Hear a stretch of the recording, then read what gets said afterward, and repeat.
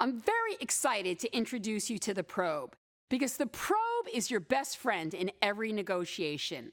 It is a very non-confrontational and therefore easy to implement strategy in all phases of the negotiating process. The first reason is to get information. For example, what options are most important to you? Why do you have that deadline?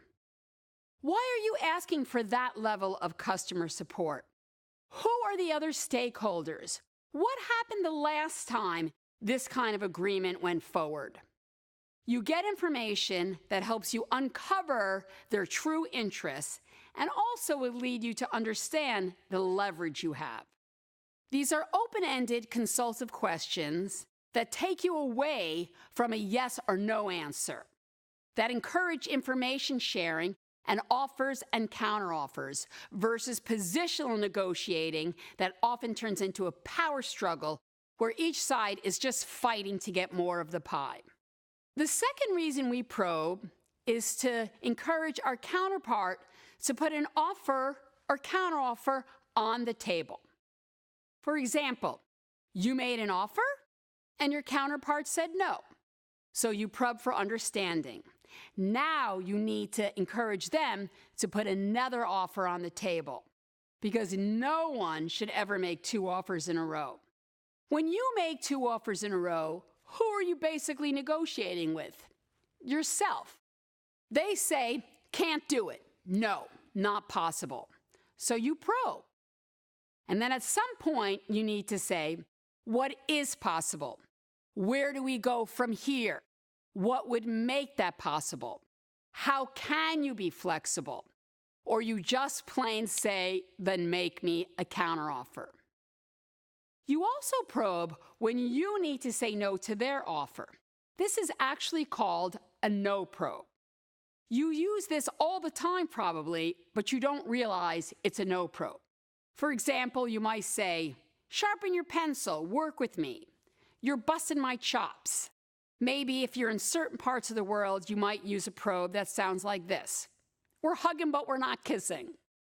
That doesn't make my socks go up and down. That dog don't hunt. That brings tears to my glass eye.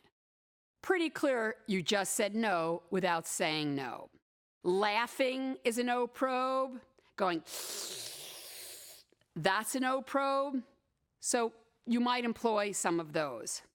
Now, what you do after you probe is extremely important for it to work. And delivering the probe is a lot like fishing. You throw out the line, and what do? You let it sit. And it's the same with the probe and the non-probe. You deliver the probe, and then you're silent. Because that silence will give a very clear message that you're expecting a response and an answer. Silence is an extremely powerful tool in negotiating. And I really, really encourage you to use silence. You'll be surprised at the kind of concessions you get. So in summary, we probe to understand our counterpart's positions and true interests. We probe when our counterpart says no to our offer. And we also probe when we need to say no.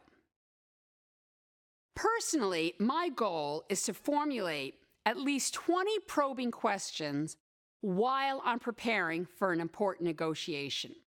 It's very challenging, and this challenge opens my eyes to how many assumptions I'm making about my counterpart, which leads me to probe more, which results in a much richer negotiated agreement.